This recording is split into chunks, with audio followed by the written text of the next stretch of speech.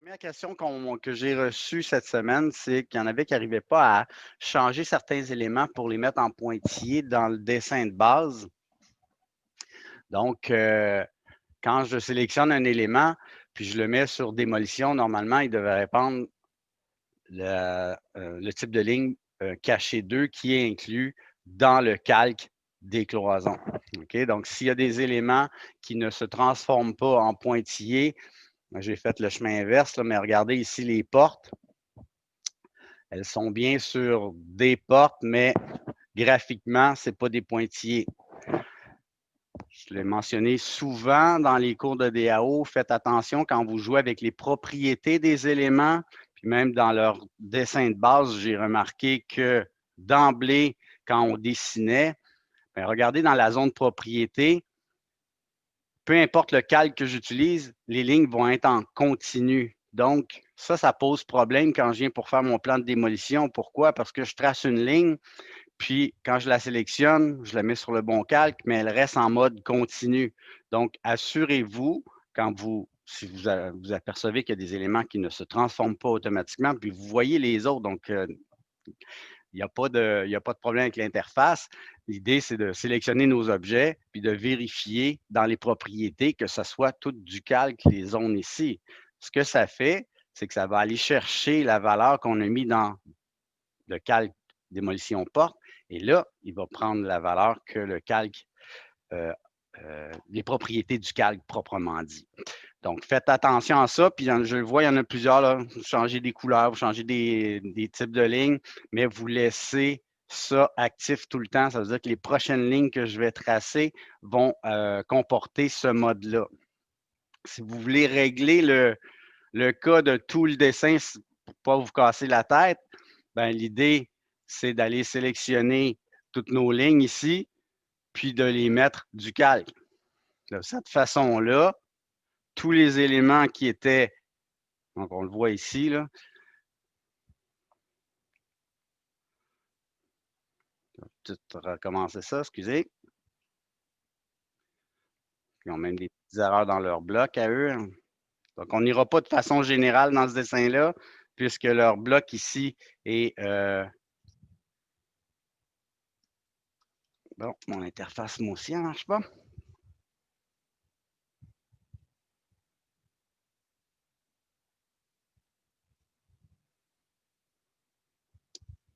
Dou, dou, dou, dou, dou.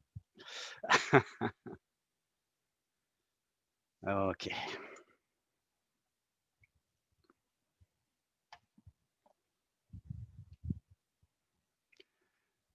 que je suis dans mon dessin à moi, là, présentement? OK. C'est les étudiants de l'année dernière, donc je vais revenir à mon dessin à moi pour faire votre démo. OK, ça marche. Parce que j'ai corrigé dans vos dessins de base les blocs pour qu'ils puissent devenir en pointillés. La façon que ça avait été dessiné, c'était tous des petits bouts de ligne. Donc, quand je mettais un pointillé sur la ligne était tellement courte qu'on ne voyait pas les pointillés. Donc, j'ai corrigé ça. Le bloc dans vos dessins à vous, là, il est à jour. Donc, normalement, il devrait prendre la valeur pointillé d'emblée. Par contre, je n'avais pas vu qu'ils avaient sélectionné des lignes, les avaient mis en mode continu. Donc, assurez-vous que vous les mettez du calque pour que ça corrige le tir. OK? Donc, par principe, si j'ai beaucoup de lignes à vérifier, je les sélectionne tout comme j'ai dit tantôt. Si je les mets du calque, ça va régler le tir. Et vous voyez, ma toilette reste correcte, ça veut dire que c'est le bon dessin. Donc, l'idée là-dedans, c'est de jouer. Oui, on peut utiliser les propriétés de nos lignes quand on en a besoin, mais l'idée, c'est de ne pas le laisser actif avec une propriété fixe. Sinon, mes calques ne servent plus à rien. Je vais toujours dessiner soit en rouge, soit en pointillé, puis on ne s'y retrouve plus au final. OK? Donc, juste porter une attention particulière à ça quand vous travaillez. Ici, les zones, ça devrait toujours être du calque. Et si j'ai un élément à changer, ben oui, je pourrais aller en sélectionner une, puis là, lui dire que celle-là est en ligne cachée si je veux le faire. OK? Donc, c'est vraiment de façon pointu que je vais aller sélectionner des lignes pour dire, ben oui, c'est du mobilier fixe, c'est ma tablette, c'est ma pôle, mais j'ai un élément en dessous, je veux le mettre en pointillé. Là, je veux que ça fasse partie du même calque, mais là, je veux lui dire, cet élément-là est en ligne cachée. OK? Donc, ne pas activer une propriété puis de la laisser toujours active, sinon, on a de la difficulté à s'y retrouver. Est-ce que ça va pour ça? Ouais. Oui. OK. Donc, s'il y a des éléments qui ne se convertissent pas en pointillés, très simple, sélectionnez-le puis allez voir s'il est du calque, tout simplement. OK?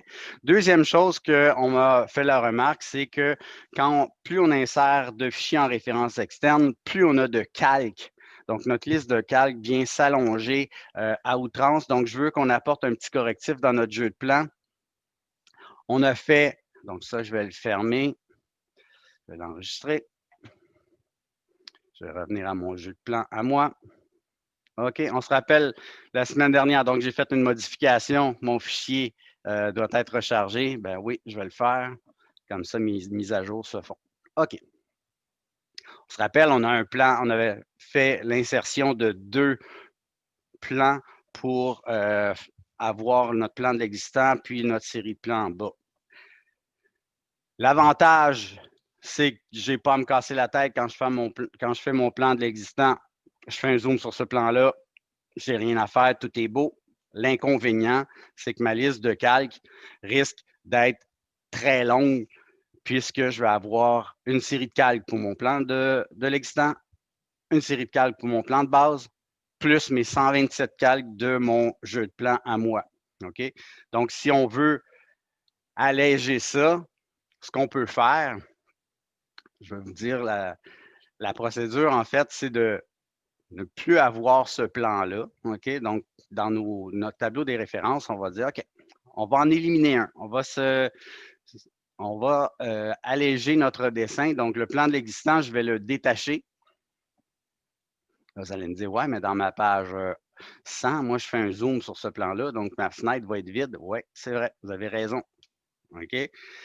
Par contre, on va aller faire un zoom sur notre plan de base. Là, vous allez me dire, ouais, mais mes lignes sont en pointillé parce que c'est mon plan de démolition. Oui, tout à fait raison. Ce qu'on va faire, c'est que on peut aller plus loin dans notre gestion de calque. On a plein de propriétés, puis on peut aller lui dire, hey, dans cette fenêtre-là en particulier, là, les calques de démolition que j'ai mis au niveau du plan de base, j'aimerais ça que tu me les mettes en ligne pleine pour que ça représente ni plus ni moins que mon plan de l'existant. Parce qu'on s'entend, un plan de l'existant ou un plan de démolition, c'est exactement le même plan, sauf qu'il y en a un qui montre des éléments en pointillés qui sont à démolir ou à relocaliser. OK?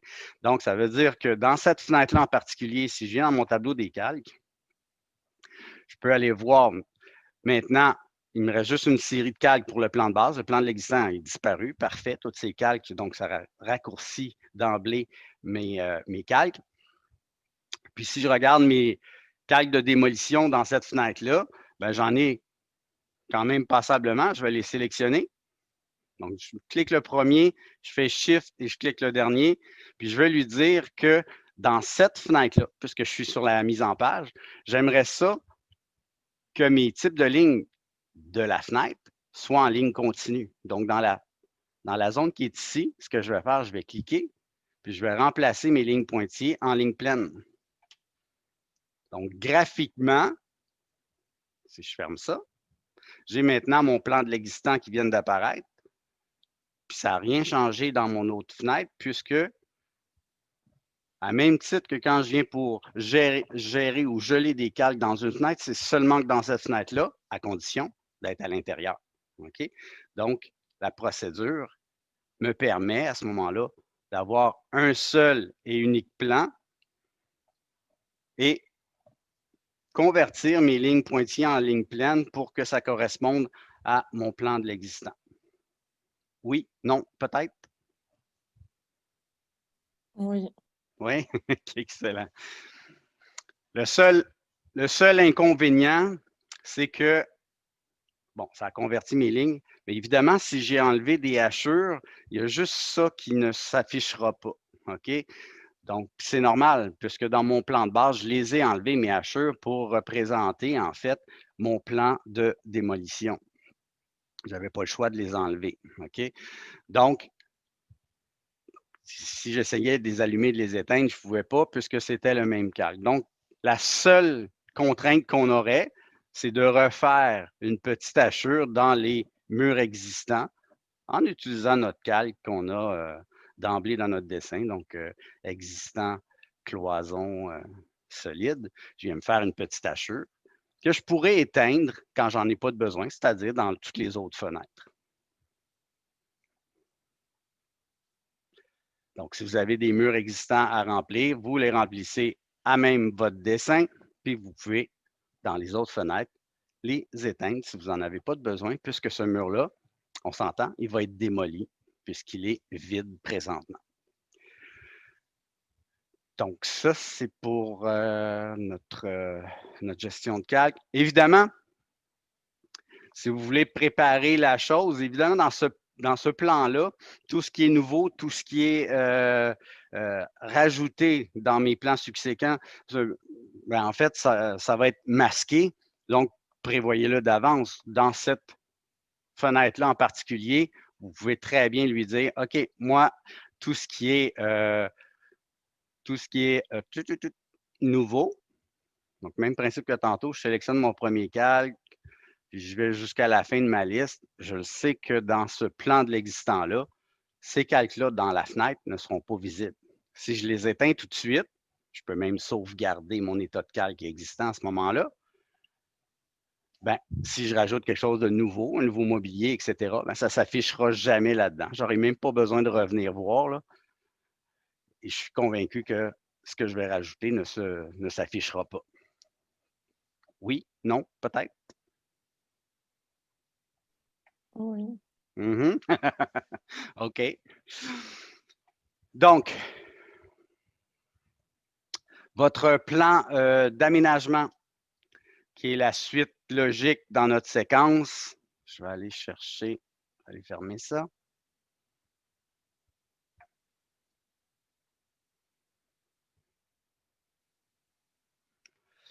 Donc, je vais aller chercher mon petit plan d'aménagement pour vous montrer un petit peu.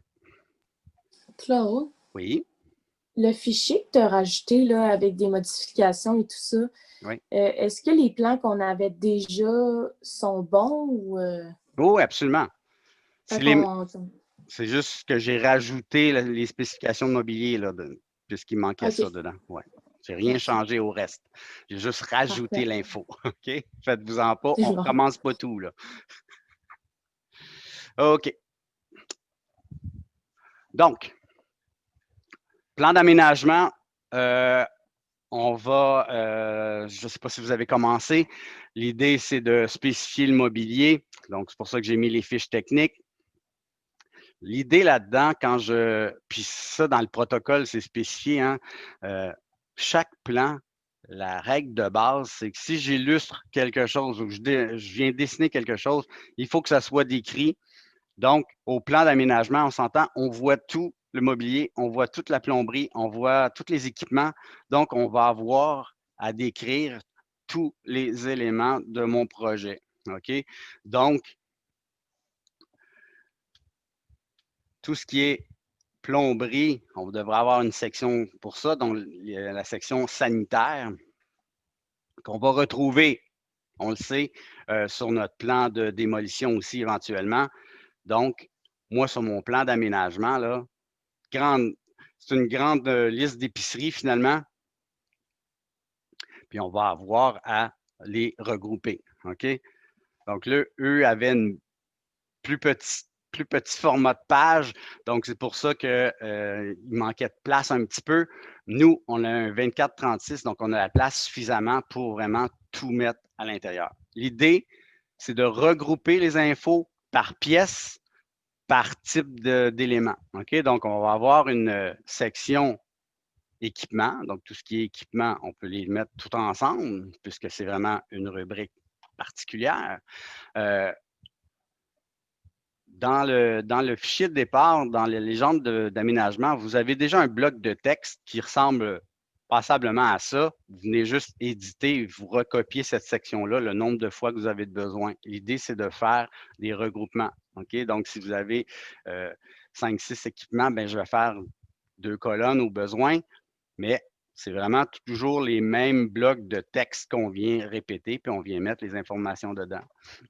Dans le cours précédent, il y en a plusieurs qui m'ont demandé, est-ce qu'on utilise les tableaux comme on faisait en DAO? On s'ajuste toujours en fonction de l'envergure du projet. On s'entend qu'ici, quand je vous demandais en DAO, en projet, est-ce que vous avez choisi les compagnies, les modèles, etc.?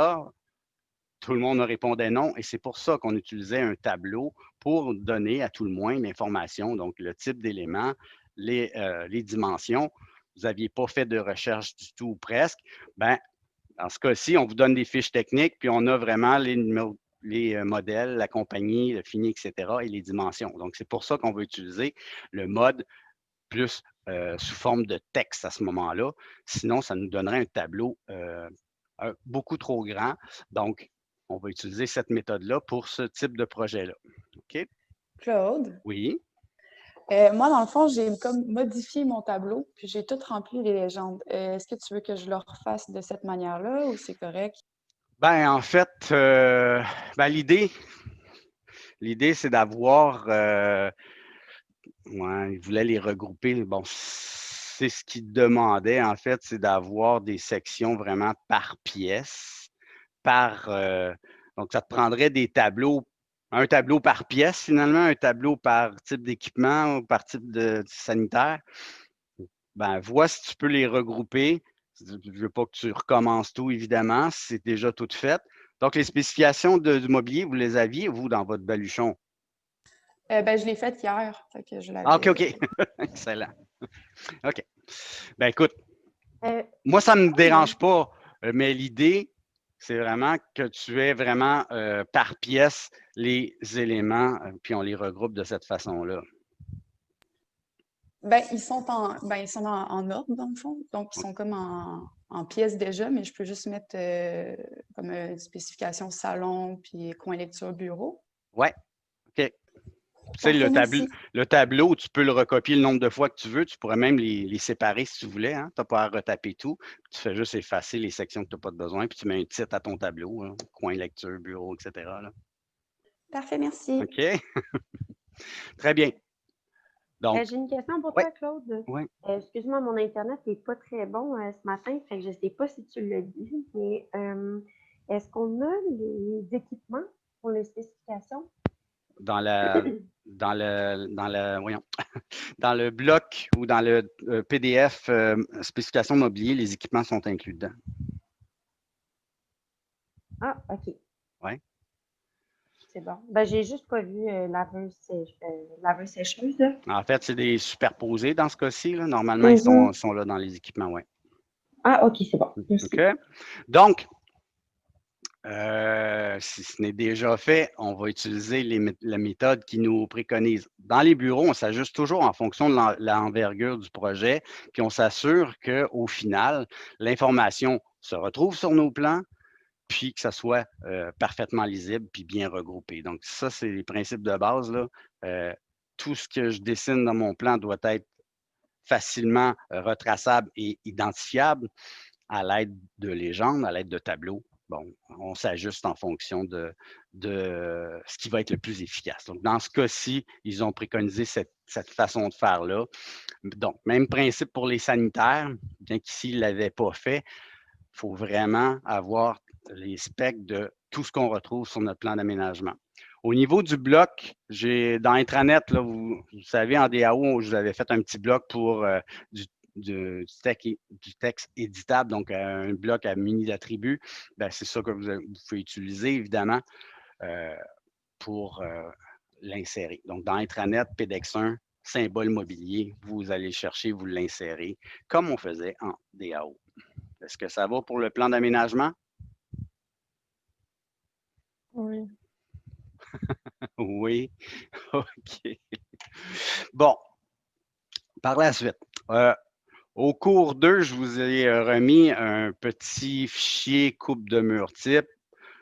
Sûrement que vous allez l'utiliser en élément d'architecture ou en élément sur mesure, peu importe. on va devoir générer des assemblages de coupes de murs pour notre plan de construction. Okay? Donc, dans notre plan de construction, on va avoir plusieurs types de cloisons pour notre salle de bain, pour nos chambres, etc. Ce que je veux que vous fassiez cette semaine, c'est de voir un petit peu qu'est-ce qu'on va mettre comme assemblage. Okay? Dans les compositions de murs, que ce soit pour faire un soufflage de mur ou bâtir une nouvelle cloison, les principes restent les mêmes. L'idée, c'est d'assembler nos matériaux les uns aux autres pour obtenir notre composition de mur au final. On a deux choix de structure, ou si vous voulez, d'éléments de base pour faire nos cloisons de gyps. On a soit des montants métalliques ou des montants de bois. Au résidentiel, majoritairement, ils vont utiliser le montant de bois. Dans les condos puis dans les projets commerciaux, institutionnels et autres, on va utiliser plus souvent le montant métallique. OK? Donc, comme on est dans un projet condo, on peut utiliser un ou l'autre. OK? Donc, en fonction de l'épaisseur des nouvelles cloisons que vous avez, vous devez choisir quel type de montant vous voulez utiliser. Petite particularité, vous savez que les montants de bois, bien qu'on écrive 2 pouces par 4 pouces, en réalité, le montant de bois, il mesure 1,5 pouce par 3,5 pouces. Ça vient d'où ça? Ça vient du fait que les pièces de bois ont été séchées en usine, rabotées et au final, quand le bois est sec et usiné, il mesure 1,5 pouce par 3,5 pouces. L'idée est fort simple, c'est qu'on enlève un demi-pouce pour les pièces de structure. Ça veut dire que si j'ai un 2 par 3, ben, si on prend la mesure, c'est 1,5 pouce par 2,5 pouces. Okay? On l'appelle 2 par 3, 2 par 4, mais c'est 2,5 pouces ou 3,5 pouces de largeur. Vous saviez ça? Oui. Oui, OK. Donc, si j'ai une fourrure de bois, bien, évidemment, je ne retrancherai pas à ma pièce de bois un demi-pouce. Elle fait 3/4 par 2,5 pouces dans ce cas-ci. Donc, les fourrures de bois, il peut en avoir de plusieurs largeurs possibles, là, du 1 par 2, du 1 par 3, 1 par 4, 1 par 6, dépendamment de ce qu'on a de besoin. Mais l'épaisseur reste toujours la même, c'est-à-dire 3/4. Donc, si on regardait dans notre plan, vous avez inséré votre... je l'ai ici, moi? Oui. OK. Vous avez inséré votre nouvelle planification, ça veut dire que les cloisons sont là. Donc, l'idée, c'est d'aller mesurer l'épaisseur du mur, puis de venir tout simplement composer un assemblage pour voir qu'est-ce qu'on va mettre dans ce mur-là. Donc, moi, ce que je veux que vous fassiez, on regardera ça ensemble le prochain cours, qu'est-ce qu'on peut mettre dans nos différents assemblages. Donc, on voit qu'on a des cloisons, on a des soufflages. Donc, il faut arriver au final à dessiner la composition de ce mur-là pour arriver à l'épaisseur finale qu'on a besoin. Donc, ça va être à nous de choisir les matériaux qu'on veut mettre là-dedans. Donc, on aura plus ou moins 3 ou 4 types. Donc, on a une cloison ici entre notre bureau, dans ce cas-ci. On a une cloison ici entre le rangement et l'entrée. Donc, il y a peut-être des variantes. Puis, on verra qu'est-ce qu'on met comme type de matériaux. Moi, ce que je veux que vous visiez, c'est l'épaisseur de la cloison, puis additionner les épaisseurs de matériaux pour arriver au final à ce que vous avez besoin. Donc, je pense qu'il y a trois ou quatre types de cloisons qu'on a à prévoir. Donc, ça, c'est ce que vous allez avoir à faire pour éventuellement venir les détailler pour les mettre à notre plan de construction. Encore une fois, eux, quand ils ont fait leur jeu de plan, le format de page beaucoup plus petit, ça ne rentrait pas. Donc, ils ont séparé les légendes, les coupes de murs types sur des pages différentes. Donc, nous, on va pouvoir les intégrer à même la page de construction. Plan de construction, évidemment, on va avoir les élévations de porte. Donc, je vous ai envoyé un petit PDF. Vous devez dessiner les élévations de porte pour pouvoir les intégrer à notre projet. On va remplir notre tableau avec les dimensions, etc. Ça, est-ce que vous aviez déjà rempli ça dans vos cours d'éléments d'architecture ou de sur-mesure? Des tableaux de porte? Non. Pas encore? OK. Donc, on va avoir un exemple ici. Puis, si jamais vous le faites en parallèle dans votre cours d'éléments d'architecture, ben, on pourra ajuster nos infos, nos flûtes pour que ça corresponde. Le plan de construction, on peut déjà l'amorcer, évidemment. On éteint tout ce qui est mobilier, tout ce qu'on n'a pas de besoin. Donc, ce qui est fixe doit être visible, évidemment. La plomberie doit être visible, d'où on va mettre notre légende des sanitaires. Si on a des notes spécifiques, la légende, etc. Nous, on va avoir assez de place pour tout mettre sur la même page. Donc, on va combiner la page pour avoir toute notre info à l'intérieur. Pour le tableau des portes, on verra. S'il faut le mettre sur une autre page, on pourra le faire, mais on va tenter la chose, puis on va essayer de faire en sorte que ça rentre sur la même page. Évidemment, on va numéroter nos différentes pièces, puis on va numéroter aussi toutes les portes de notre aménagement. OK? Donc, principe de base, c'est inscrit dans le guide. Quand vous numérotez les pièces, quand vous numérotez les portes, bien, on part de l'entrée, puis on circule dans le sens des aiguilles d'une montre, puis on numérote nos pièces. OK? Même chose pour les portes. Bien qu'ici, les portes existantes, ils ne les ont pas détaillées, je vais vous demander de mettre des numéros au niveau de toutes les ouvertures de portes. OK? Pourquoi? Parce que je veux que dans le tableau, on ait la porte 1, c'est notre porte d'entrée principale. Oui, on indiquera qu'elle est existante. Donc, à ce moment-là, l'entrepreneur ne se posera pas de questions quand il va regarder le plan. Il va dire, OK, on a tout écrit les numéros de porte. On sait qu'elles sont existantes, quelles sont les nouvelles. Donc, ça va être facile de s'y retrouver. OK? Donc, on va numéroter vraiment toutes nos ouvertures. Encore une fois, dans le sens aiguille d'une montre, on part de la première ouverture jusqu'à la dernière porte. En termes de symbolique, bon, évidemment, il va y avoir des cotes, donc les cotes pour la plomberie, il va y avoir les cotes pour les nouvelles cloisons. S'il y a des cloisons qu'on doit aligner avec l'existant, on va pouvoir utiliser les symboles qui se retrouvent dans notre légende. C'est une petite flèche qui vient montrer, OK, aligner les différentes cloisons. Donc, ça, on pourra voir ça au prochain cours, mais l'idée, on peut déjà amorcer notre plan et le but, c'est d'une semaine après l'autre, ben, on va pouvoir, on s'entend que le plan de construction, c'est celui qui a le plus d'informations techniques.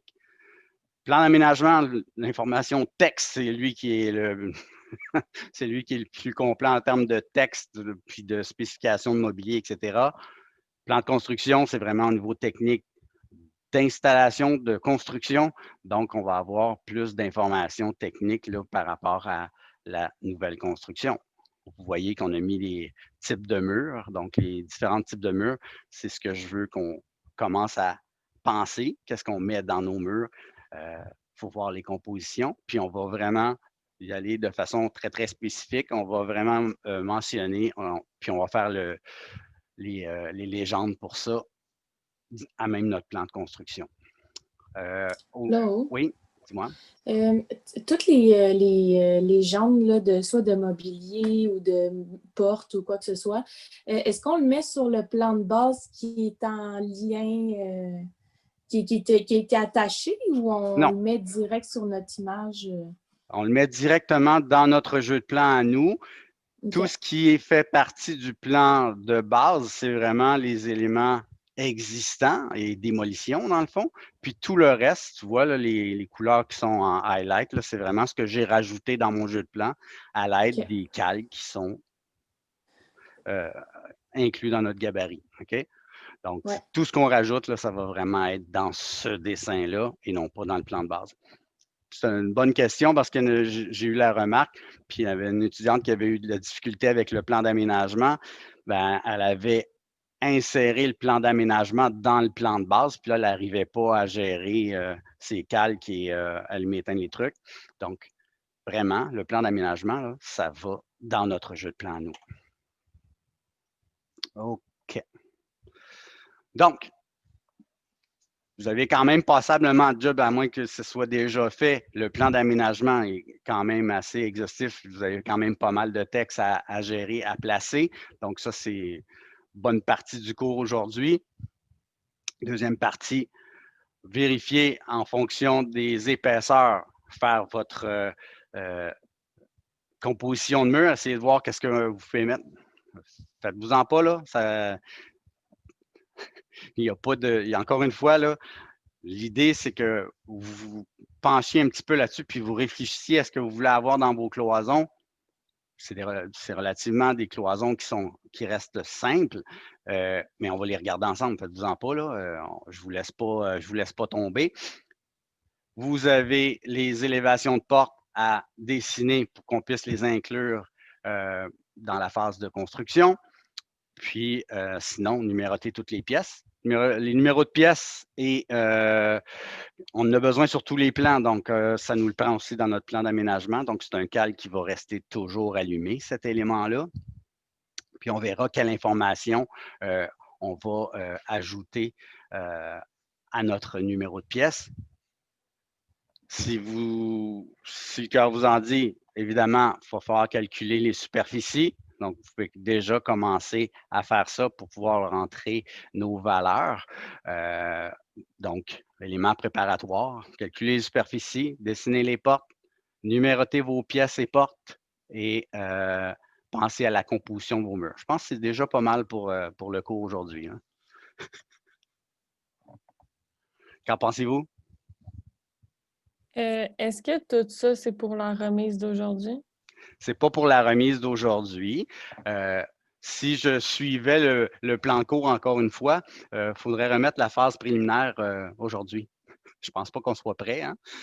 Donc, j'ai étalé la chose pour qu'on puisse, oui, respirer, mais qu'on puisse aboutir en fin de ligne à avoir notre jeu de plan complet. Donc, chaque cours va avoir ses spécifications, ses planches de dessin à faire ou à amorcer, en fait. Comme aujourd'hui, c'est vraiment le plan d'aménagement qui est le nerf de la guerre, qui est en fait l'élément de base à faire.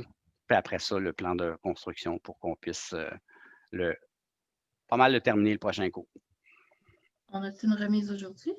En fait, ce que je veux voir dans vos remises, c'est où est-ce que vous en êtes. OK? Donc, j'ai mis une remise dans Léa qui est disponible pour le cours d'aujourd'hui. Donc, à la fin du cours, vous imprimez les mises en page en PDF. Donc, les mises en page que vous avez amorcées.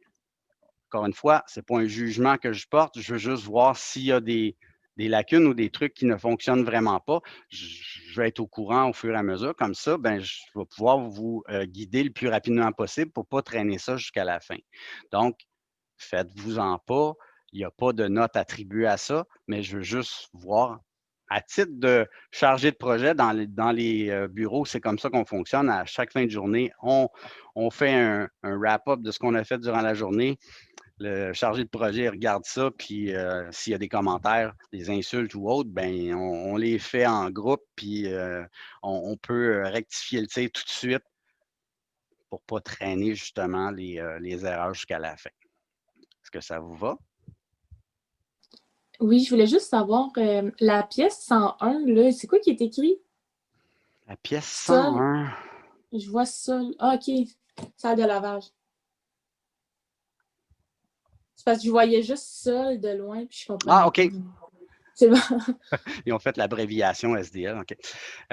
Évidemment, les noms de pièces, etc., nous, on travaille à une échelle plus grande que ce qui est là. Donc, le texte va apparaître plus petit. Ah oui, ça, c'est une remarque aussi. Il y en a plusieurs qui me disaient, ouais, mais moi, quand j'insère mon plan de base, le texte n'apparaît pas ou il y a des éléments qui n'apparaissent pas. Les hachures, par exemple. Les hachures dans notre plan de démolition, on s'entend que ça fait partie de notre jeu de plan.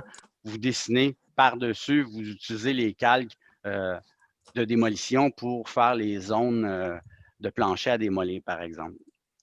si vous le mettez dans votre plan de base, puis vous faites des hachures, les hachures sont annotatives aussi. Donc, si dans votre plan de base, l'échelle annotative était 1/4, puis vous l'insérez à 3/8, ben, les éléments qui ont été faits avec l'échelle 1/4 n'apparaîtront pas. Donc, il faut juste tout simplement mettre à jour notre échelle annotative. Okay? L'échelle annotative, on se rappelle, dans notre fenêtre ici, si j'ai des éléments, quand je clique sur mon onglet ici, afficher les objets d'annotation, s'il y a des éléments qui disparaissent quand j'éteins ça, ça veut dire qu'il y a des éléments qui ne sont pas à l'échelle de ma fenêtre. OK? Donc, si c'est le cas, vous débarrez votre échelle, vous changez temporairement l'échelle d'annotation, vous vous assurez que tout est affiché, puis vous mettez à jour pour l'échelle que vous voulez avoir. Nous, dans notre cas, c'était 3/8. Je clique sur 3/8. Tous les éléments de cette fenêtre-là vont être à jour et ils vont apparaître. Puis même si c'est dans votre plan de base qui est en référence externe, ça ajuste aussi les échelles annotatives dans nos éléments de référence. OK? Donc, assurez-vous, si vous faites vos impressions, vous faites un aperçu, puis vous dites « Hey, mon texte n'apparaît pas », ben, vérifiez vos échelles annotatives. 98% du temps, c'est ça qui ne fonctionne pas. Avez-vous des questions, des insultes ou autres?